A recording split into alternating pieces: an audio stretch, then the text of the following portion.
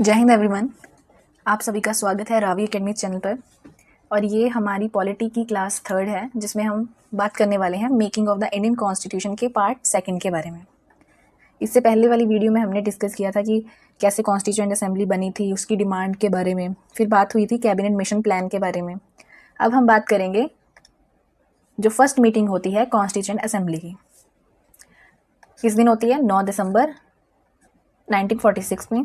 और जगह क्या होती है? कॉन्स्टिट्यूशन हॉल, जो कि आज हमारा central hall of parliament new Delhi बन गया है। और टोटल मेंबर्स कितने थे उसमें? 389, जो हम पहले भी पढ़ चुके हैं। ये एक थोड़ा सा रिकैप है। 296 हो गए ब्रिटिश इंडिया के, 93 थे प्रिंसली स्टेट्स के।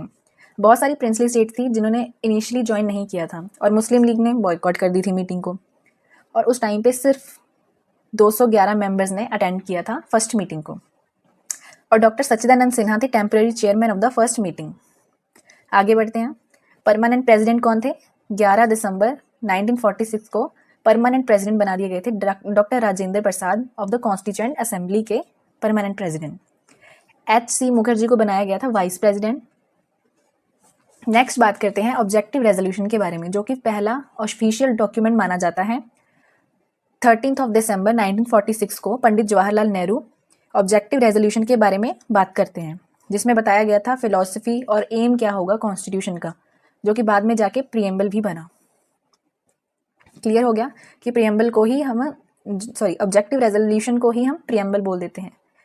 बाद में जाके यही इसमें चेंज हो गई थी। बात करते हैं ड्राफ्टिंग कमेटी की, जो कि बनी थी 29 अगस्त 1947 को ड्राफ्ट ऑफ द कॉन्स्टिट्यूशन बनाने के लिए। तो जिसके चेयरमैन थे डॉक्टर B.R. अम्बेडकर, बाबा साहेब। और मेंबर्स कौन कौन थे? Doctor B.R. अम्बेडकर, जो कि चेयरमैन थे। N. गोपाल स्वामी अय्यनगर। तीसरे थे अलादी कृष्ण स्वामी अय्यर। चौथे थे K.M. मुंशी, मोहम्मद सदुल्ला, B.L. मित्तर, जिनको रिप्लेस कर दिया गया था N. माधव राव के साथ। ये दोनों इंपॉर्टेंट है। इंपॉर्टेंट तो जो 7 मेंबर है, सातों के साथ इंपॉर्टेंट है, पर ये भी याद रखना कि B.L. मित्तर को रिप्लेस कर दिया गया था N. माधव राव के साथ, और D.P. खैतन को कर दिया गया था जब उनकी डेथ हो जाती है बाय T.T. कृष्णमाचारी। ये मेंबर्स हो गए। उसके बाद ड्राफ्टिंग वर्क के बारे में बात करते हैं कि जब ड्राफ्टिंग कमेटी प्रिपेयर करती है पहला ड्राफ्ट, कब?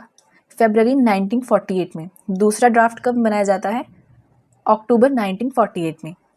और ये जो ड्राफ्ट है, इन पर डिबेट की जाती है क्लॉज बाय क्लॉज, कि नहीं ये होना चाहिए, नहीं ये होना चाहिए। हम तो बैठ के कह देते हैं ना कि कॉन्स्टिट्यूशन में ये पता नहीं क्यों लिखा है, ऐसा क्यों नहीं किया गया। उस समय भी डिबेट की गई थी हर चीज़ पे अच्छे से, ताकि बाद में मुश्किल ना हो। कितने दिन चलती है डिबेट? 114 डेज के लिए चलती है। और कॉन्स्टिट्यूशन कब अडॉप्ट किया जाता है? 26 नवंबर 1949 को। रुको, इसको रबी कर देते हैं। ठीक है, अडॉप्ट कब किया गया था? 26 नवंबर 1949 को, जो कि लागू कब होता है? 26 जनवरी 1950 को, जिस दिन हम रिपब्लिक डे सेलिब्रेट करते हैं। ये दोनों डेट्स बहुत ज़्यादा इंपॉर्टेंट हैं, सभी कंफ्यूज भी हो जाते हैं इन्हीं चीज़ों में कि अडॉप्ट कब किया गया था और एक केम इनटू फोर्स कब हुआ था। ये 26 जनवरी को। टोटल सिटिंग्स कितनी थी? 165 डेज की सिटिंग रही उनकी, 11 सेशन थे। टाइम कितना लगा हमें? 2 साल 11 महीने और 18 दिन। और पूरी जो टोटल कॉस्ट कितनी लगती है उस टाइम का? 64 लाख लगा था अप्रॉक्स, बताया जा रहा है ये भी। अभी अगर हम इसको आज के टाइम से कंपेयर करके देखो तो रकम बहुत ज़्यादा बन जाती है। चलो, ये तो हो गया ड्राफ्टिंग वर्क। क्विक रिवीजन कर लेते हैं थोड़ी सी। पहली मीटिंग थी जो 9 दिसंबर को हुई थी, जिसमें जो टेम्पररी चेयर लिख दिया यहाँ पे, चेयरमैन थे वो डॉक्टर सच्चिदानंद सिन्हा थे। इलेक्शन होती है प्रेसिडेंट की कब? 11 दिसंबर को, जिसको प्रेसिडेंट और परमानेंट प्रेसिडेंट बनाए जाते हैं डॉक्टर राजेंद्र प्रसाद। ऑब्जेक्टिव रेजोल्यूशन का पास किया जाता है 13 दिसंबर को। किसने किया था? जवाहरलाल नेहरू ने। ड्राफ्टिंग कमेटी कब बनती है? 29 अगस्त 1947, जिसमें क्या होते हैं? B.R. अम्बेडकर चेयरमैन होते हैं। ये देखो यहाँ पे भी लिखा है ना कि फर्स्ट जो ड्राफ्ट था कमेटी ने प्रिपेयर किया था फरवरी 1948 में। तो ऐसा मत समझ लेना कि पहली मीटिंग तो ये 1946 में हुई थी, ये ड्राफ्टिंग कमेटी ऐसे कैसे बन गई। तो अच्छे से कंफर्म करके। और कॉन्स्टिट्यूशन को अडॉप्ट किया जाता है 26 नवंबर 1949 को। केम इनटू फोर्स 26 जनवरी 1950। जिस दिन हम रिपब्लिक डे मनाते हैं। हो गया यहाँ तक क्लियर? आगे बढ़ते हैं। ड्राफ्ट नंबर, जो मुझे लगा था कि आप लोगों को थोड़ा ज़रूरी है, कई बार पूछ लेते हैं ना कि पहला ड्राफ्ट कब आया था, जैसे फरवरी 1948 में था, दूसरा ड्राफ्ट था अक्टूबर में, 10वां ड्राफ्ट आया था अक्टूबर नवंबर में, तीसरे से 9वां ड्राफ्ट था 1948 से 49 तक, और जो हमारा 11वां ड्राफ्ट था 26 नवंबर 1949 में, जिसमें क्या था 395 आर्टिकल्स थे, 8 शेड्यूल थे, 22 पार्ट्स में डिवाइड था और एक प्रीएम्बल थी। अभी हमारे जो आर्टिकल्स हैं बहुत काफ़ी ज़्यादा बढ़ गए हैं, शेड्यूल हमारे 12 हो गए थे, ठीक है, तो 22 पार्ट थे उस टाइम पे और प्रीएम्बल, ये सभी याद रखना है। कुछ फैक्ट है कि जब यूएसए का जो कॉन्स्टिट्यूशन बनाया गया था वो 4 महीने से भी कम में बन गया था। कनाडा का बनने में लगे थे 2 साल 6 महीने। अगर ऑस्ट्रेलिया की बात करें तो 9 साल लगे उन लोगों को, भाई 9 साल का टाइम लगा उन लोगों को, और साउथ अफ्रीका को लगा 1 साल। नेक्स्ट चलते हैं, फंक्शंस क्या थे कॉन्स्टिट्यूएंट असेंबली के। कॉन्स्टिट्यूशन अडॉप्ट करते हैं इस दिन 26 नवंबर को। बार बार मैंने इसलिए लिखा है कि तुम लोगों को याद हो जाए, तो ऐसा मत समझना कि इस पेज पे भी लिखा है, पहले वाले पे भी लिखा था, तो अच्छा ही है, तुम लोगों के दिमाग में रहेगा कि हाँ ठीक है मैंने यहाँ पर भी पढ़ा था। फ्रॉम 15 अगस्त से लेके 26 जनवरी 1950 तक India had no separate parliament, कोई भी सेपरेट पार्लियामेंट नहीं थी। अभी आगे बात करते हैं, जैसे हमारे नेशनल फ्लैग था ट्राई कलर में था, जो जिसको हम तिरंगा बोलते हैं, किस दिन अडॉप्ट किया गया था 22 जुलाई 1947, जिसको डिज़ाइन किया गया था पिंगाली वेंकैया ने। 3 कलर थे, सैफरन, वाइट, ग्रीन, और इसमें एक अशोक चक्र था जिसमें 24 स्पोक्स होते हैं। नेशनल एंथम हमारा जनगण मन, जिसको 24 जनवरी 1950 में अडॉप्ट किया गया था। किसने लिखा था? रविंद्रनाथ टैगोर जी ने। नेशनल सॉन्ग की बात आती है तो वंदे मातरम, ये भी उसी दिन अडॉप्ट किया गया था। किसने लिखा? बंकिम चंद्र चट्टोपाध्याय जी ने। और एक important cheese, ratified India's membership in the Commonwealth, मतलब जो इंडिया की मेंबरशिप थी कॉमनवेल्थ में उसे रिकॉग्नाइज कर लिया गया था, एक तरह से ऑफिशियली एक्सेप्ट कर लिया गया था। कब? 1949 में, कि हाँ भाई ये कंट्री है, इनकी मेंबरशिप को कॉमनवेल्थ में हमें एक्सेप्ट करना होगा। आगे चलते हैं। As a constitution making body, तो प्रेसिडेंट कौन थे? Doctor Rajendra Prasad. Temporary president कौन थे जो इलेक्शन से पहले थे? डॉक्टर सच्चिदानंद सिन्हा, यहाँ पे ए आई, ठीक है। वाइस प्रेसिडेंट कौन थे? H C. Mukherjee, T T. Krishnamachari. Legal adviser जो सबसे इंपॉर्टेंट आते हैं नाम भी, बी.एन. राव, जिन्होंने ड्राफ्टिंग प्रोसेस को लीगली गाइड किया कि हाँ ऐसे लीगली सारी चीज़ें होनी चाहिए। चीफ ड्राफ्ट्समैन कौन थे? एस.एन. मुखर्जी, जिन्होंने फाइनल डॉक्यूमेंट को शेप किया। चेयरमैन कौन थे ड्राफ्टिंग कमेटी के? हमारे बाबा साहेब। की डेट्स टू रिमेंबर, पहली मीटिंग 9 दिसंबर को होती है, कॉन्स्टिट्यूशन 26 नवंबर को होता है। साइन कब किया जाता है कॉन्स्टिट्यूशन? याद, 24 जनवरी को, जिसमें 284 मेंबर होते हैं और औरतों में से सिर्फ 15 औरतें होती हैं। सिर्फ 15 औरतों ने साइन किया था, देखो, जो कि केम इनटू फोर्स 26 जनवरी 1950, जो कि हम 5-6 बार पढ़ चुके हैं ऑलरेडी। आगे बढ़ते हैं। Hand written copies of the constitution, English version किसने लिखा? Calligraphed by Prem Bihari Narayan Raizada. Important question है। हिंदी वर्जन, ये सारा इंपॉर्टेंट है भाई, सारी जो मैंने पीपीटी बनाई ये सारी इंपॉर्टेंट है, ठीक है। तो हिंदी वर्जन में लिखा है written by Vasant Krishna Vaidya. Decoration और आर्ट की बात करें तो नंदलाल बोस और ब्योहर राम मनोहर, उन्होंने इसको आर्ट और डेकोरेशन में प्रॉपर तरीके से मेंटेन किया। लैंग्वेज क्या थी? इंग्लिश। सिंबल एलिफेंट है। एलिफेंट सिंबल क्यों रखा गया है? क्योंकि बहुत ज़्यादा हमारा जो रिटन कॉन्स्टिट्यूशन सबसे लार्जेस्ट है, तो इंडिया का constitution world's largest written constitution माना जाता है। इसकी वजह है कि हमने इसका सिंबल एलिफेंट रख दिया। आगे चलते हैं। उम्मीद है कि यहाँ तक आपको बहुत अच्छे तरीके से समझ आ गया होगा। Notable women in the constituent assembly. सबसे पहले राजकुमारी अमृत कौर, जो कि इंडिया की पहली हेल्थ मिनिस्टर थे। सुचेता कृपलानी, जो कि पहले वुमेन चीफ मिनिस्टर बने थे यूपी में।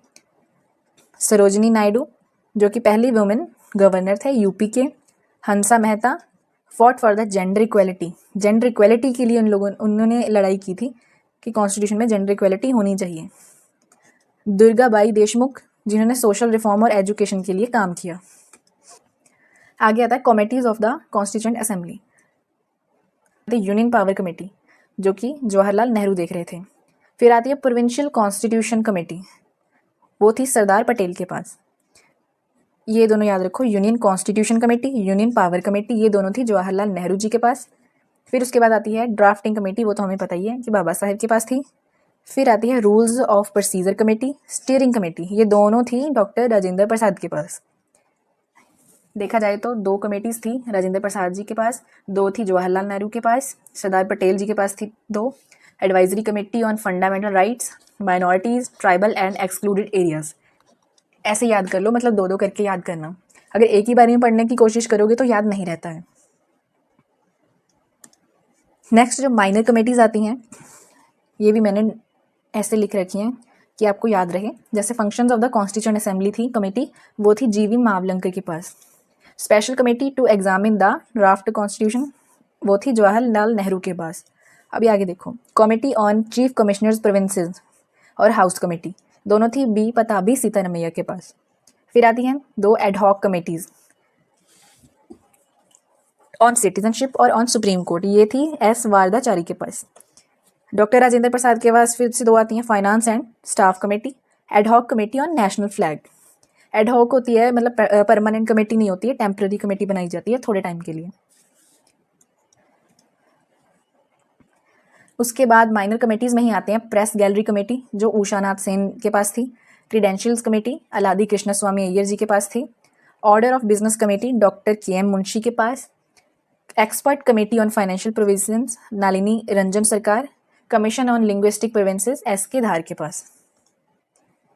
फिर इवेंट्स के बारे में बात कर लेते हैं। इंडिपेंडेंस डे हमारा जो मनाया जाता है 15 अगस्त को, रिपब्लिक डे हम मनाते हैं 26 जनवरी को, पर इसमें थोड़ा सा एक्टिविटीज़ में थोड़ा डिफरेंस है। इंडिपेंडेंस डे में क्या होता है कि हम होइस्ट करते हैं फ्लैग को एट द रेड फोर्ट, और रिपब्लिक डे पे क्या करते हैं, हम अनफर्लिंग करते हैं फ्लैग की। कहाँ पे? कर्तव्य पथ पे, जिसको पहले राजपथ बोलते थे, अभी कर्तव्य पथ बोलते हैं दिल्ली में। तो इंडिपेंडेंस डे पे होइस्ट करना होता है फ्लैग को, मतलब बॉटम से टॉप तक लेके जाना, जो कि रिप्रेजेंट करता है कि हमारे देश के लोगों के स्ट्रगल को, कि हमने फ्रीडम को कैसे हासिल किया था। मतलब इस चीज़ के लिए हम फ्लैग को होइस्ट करते हैं। अनफर्लिंग करने का मतलब है रिपब्लिक डे को कि फ्लैग जो होता है वो होता टॉप पे ही है, बस उसको अनफर्ल करना होता है, मतलब अनफोल्ड करना होता है। रिपब्लिक डे सेलिब्रेशंस एंड होती हैं, बीटिंग रिट्रीट सेरेमनी होती है, ये 29 जनवरी को मनाई जाती है। तो आगे बढ़ते हैं। एक कोट है, अब्राहम लिंकन ने ब्यूटीफुली डेमोक्रेसी को डिफाइन किया था, जो बचपन से पढ़ते आ रहे हैं, government of the people, by the people and for the people. ठीक है, टाइप्स ऑफ कॉन्स्टिट्यूशन के बारे में पढ़ेंगे। तो रिटन कॉन्स्टिट्यूशन होता है, एक अनरिटन कॉन्स्टिट्यूशन होता है। रिटन में क्या होता है कि सारी प्रोविजंस को एक डॉक्यूमेंट में बना के रख दिया। अनरिटन में है कि कस्टम जो कन्वेंशन चलते आ रहे हैं, मतलब लिखित में कुछ नहीं है, पर कस्टम कन्वेंशन हो गए वो चलते आ रहे हैं, उसके बेस पे ही होता है। एग्जाम्पल्स क्या हैं? India, US. और अनरिटन में क्या आता है? United kingdom. इन लोगों का अनरिटन कॉन्स्टिट्यूशन है। अमेंडमेंट मतलब कंपैरेटिवली रिजिड होती है, बहुत ज़्यादा रिजिड भी होती है, फ्लेक्सिबिलिटी भी होती है हमारे इंडिया में। पर यहाँ पे क्या है कि यूनाइटेड किंगडम में बहुत ज़्यादा ईजी होता है चेंज करना। इंडिया में मैंने क्यों कहा? क्योंकि ना तो हम इसको रिजिड बोलते हैं ज़्यादातर, ना ही हम फ्लेक्सिबल कह सकते हैं, मतलब मिक्सचर सा होता है कि ना ही रिजिड है ना ही फ्लेक्सिबल है। फॉर्मेशन इसको फॉर्मली ड्राफ्ट किया गया था। ये इवॉल्व होता है ओवर टाइम। अगर उनको लगता है कि हाँ इस चीज़ पर जो कानून होना चाहिए है ना, लॉ होना चाहिए, तो वो लोग बनाते हैं उस हिसाब से। लिखित में वो कुछ भी नहीं रखते, मतलब ऐसे एक जैसे रूल बुक बना रखी है जिसको हम कॉन्स्टिट्यूशन बोलते हैं, वैसा इन लोगों ने कुछ नहीं कर रखा। स्ट्रक्चर क्या है? Organised and systematic. इसमें कुछ भी सिस्टमेटिकली अरेंज नहीं कर रखा। आगे बढ़ते हैं। फेडरलिज्म। बोर हो गए होंगे आप लोग भी सुन के कि फेडरलिज्म क्या होता है, फेडरलिज्म क्या होता है। तो एक तरह से सिस्टम होता है गवर्नमेंट का, जिसमें पावर को हम डिवाइड कर देते हैं सेंटर गवर्नमेंट और वेरियस स्टेट्स में, रीजनल गवर्नमेंट में। फेडरलिज्म हमारे जो कॉन्स्टिट्यूशन में वर्ड नहीं मिलता है वैसे। इंडियाज कॉन्स्टिट्यूशन ना तो प्योरली फेडरल है, ना ही हम इसको यूनिटरी बोल सकते हैं, मिक्सचर है बहुत। केसी वैयर बोलते हैं इसको क्वासी फेडरल, कि जो federation with a unitary bias. Federation मतलब पावर डिवाइड तो कर रखी है, पर यूनिटरी बायस है कई जगह आप डिवाइड नहीं कर सकते पावर को, जो ऑर्डर ऊपर से है वही फॉलो होगा। और ग्रैनविल ऑस्टिन बोलते हैं इंडियन फेडरलिज्म को कोऑपरेटिव फेडरलिज्म। नेक्स्ट, की फीचर्स क्या हैं अगर देखा जाए फेडरलिज्म के, कि जो पावर है वो डिवाइड कर रखी होती है, सुप्रीमेसी होती है कॉन्स्टिट्यूशन की, supreme law of the land की, डिवीज़न होती है पावर की जो हमारे 7th शेड्यूल में डिफाइन कर रखी है, यूनियन लिस्ट, स्टेट लिस्ट हो गई और कंकरेंट लिस्ट। फिर रिटन कॉन्स्टिट्यूशन हमें मिल जाता है कि सिंगल रिटन डॉक्यूमेंट है जो कि स्ट्रक्चर डिफाइन करता है, पावर डिफाइन करता है हर एक लेवल की। इंडिपेंडेंट जुडिशरी होती है जो डिस्प्यूट्स को रिजॉल्व करती है बिटवीन सेंटर एंड स्टेट्स में, जो कि आर्टिकल्स 131 से 136 तक जाते हैं। बाई कैमरल लेजिस्लेचर है, ये एक तरह का फेडरल फीचर है, मतलब पार्लियामेंट को 2 हाउसेज में डिवाइड कर रखा है, एक लोकसभा और राज्यसभा। लोकसभा हमारी house of the people and Rajya Sabha means the council of states. बात करते हैं यूनिटरी फीचर्स के बारे में जो कि पावर देते हैं सेंटर को। सिंगल कॉन्स्टिट्यूशन हो गया, सिंगल सिटीजनशिप हो गई, मतलब ऐसा यूएस की तरह नहीं है कि हमें 2 सिटीजनशिप लेनी पड़ेंगी। स्ट्रॉन्ग सेंटर है, सेंटर के पास ज़्यादा पावर होती है। एमरजेंसी प्रोविजंस हैं हमारे पास जो सेंटर के पास मतलब पावर है अल्टर करना स्टेट बाउंड्रीज को और नेम्स को जब चाहे किया जा सकता है। इंटीग्रेटेड जुडिशरी है, अपॉइंटमेंट ऑफ गवर्नर सेंटर करता है, dependence of states on the centre वो रहता ही है हमेशा। नेक्स्ट हमारा जो लास्ट आता है जुडिशरी, जो इंटीग्रेटेड सिस्टम है, मतलब एक तरह से यूनिफाइड स्ट्रक्चर है, सुप्रीम कोर्ट, हाई कोर्ट, फिर सबॉर्डिनेट कोर्ट्स। ये हमारे एडिशनल फैक्ट्स में आ जाता है, मैंने वैसे लिख रखे हैं, जो कि इंश्योर करता है कि जस्टिस होना चाहिए प्रॉपर और consistent interpretation of law. Secondly हम बात करते हैं ऑल इंडिया सर्विसेज की, IAS, IPS, IFS के, जो कि अपॉइंट किए जाते हैं स्टेट्स के द्वारा बट कंट्रोल किए जाते हैं सेंटर के द्वारा। मेंशन है आर्टिकल 312 में, एग्जाम्पल है जो इंडियाज यूनिटरी बाइस के द्वारा। Form of government, parliamentary system हमने लिया है यूके से और प्रेसिडेंशियल सिस्टम हमने लिया है यूएस से। इंडिया फॉलो करता है पार्लियामेंट्री सिस्टम जहाँ पर एग्जीक्यूटिव अकाउंटेबल होता है लेजिस्लेचर को, जैसे कि एग्जांपल है PM है, काउंसिल ऑफ मिनिस्टर्स हैं, वो अपने ऑफिस में तब तक रहते हैं जब तक उन्हें कॉन्फिडेंस होता है ना कि if they get confidence of the Lok Sabha, जब उन्हें लोकसभा में ही हार मिल जाती है ना तब वो अपने जो उनको ऑफिस है ये सभी छोड़ना पड़ता है, PM और काउंसिल ऑफ मिनिस्टर्स को। इसके साथ ही जो हमारा making of the Indian constitution का सेकंड पार्ट था वो यहीं पर ख़त्म होता है। कैसी लगी आप लोगों को वीडियो, आप कमेंट करके प्लीज़ ज़रूर बताना, लाइक कीजिएगा, शेयर कीजिएगा एंड सब्सक्राइब कर लीजिएगा अगर आप लोगों को अच्छा लगा हो, क्योंकि